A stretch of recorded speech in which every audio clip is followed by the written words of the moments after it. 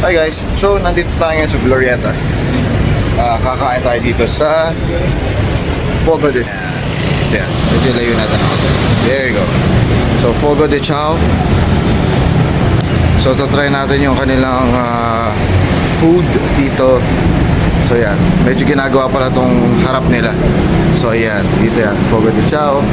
So papasok tayo dito. And masarap ang kanilang food. Alright, see you in a bit guys.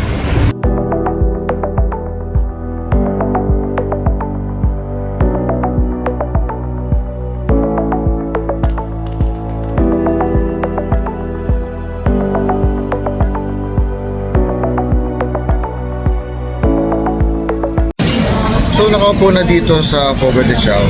So mag-order kami dito ng sa menu nila. So ito yan.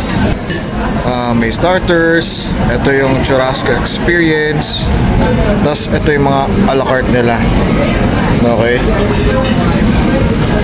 But since nandito na lang din, ang ito try namin is yung indulgent churrasco.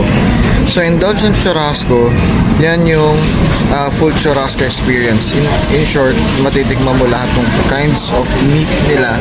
Plus, merong mamimili ka kung buttered lobster tail or yung crab cake. Tapos may kasama na rin yung yun na dessert. Hintayin namin yung mga meats and then sabihin ko sa inyo kung ano yung naging experience namin dito sa Fogo de Chao. See you! So ito yung kanilang lobster. So medyo inilabas na nila yan. So papatakan natin ang kanilang lemon.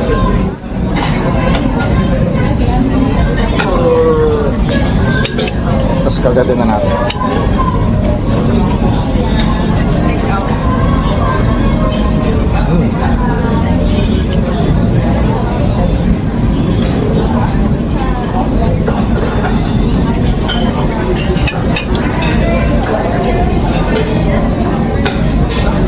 Very juicy yung kanilang lobster.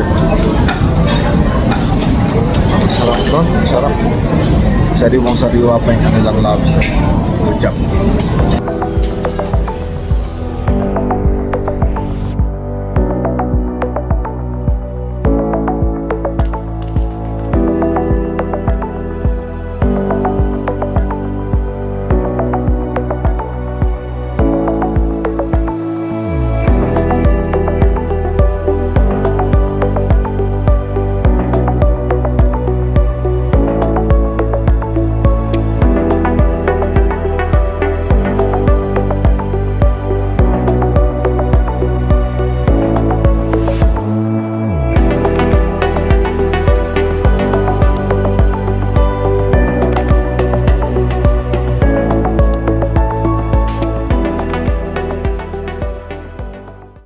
So kakataas lang kumain sa Fogo de Chao. Nakakabusog. Sobrang nakakabusog. So masasabi ko doon, hirap puminga. Ang daming kinain. So siya ay merong 16 meat na matitikman nyo doon. Hindi ko yata natikman lahat, but okay lang. Ang dami pa rin kasi nakain. So yung kanilang beef, yung kanilang pork, yung kanilang chicken, it's perfectly seasoned. Masarap siya. Masarap. Hindi siya ganong nakakaumay. Okay? Plus, yung kanilang beverages. Ang nagustuhan ko dun sa kanilang juice na nirecommend is yung Brazilian lemonada. Yung Brazilian lemonada, sila yung may gawa nun na merong lime tapos may gatas. It's very refreshing. Hindi rin siya okay siyang katambal ng mga meat para pantanggal umay, if ever na mauumay ko sa mga pinagkakain mo doon. But all in all, gusto ko experience. Very accommodating, of course, yung mga tao doon.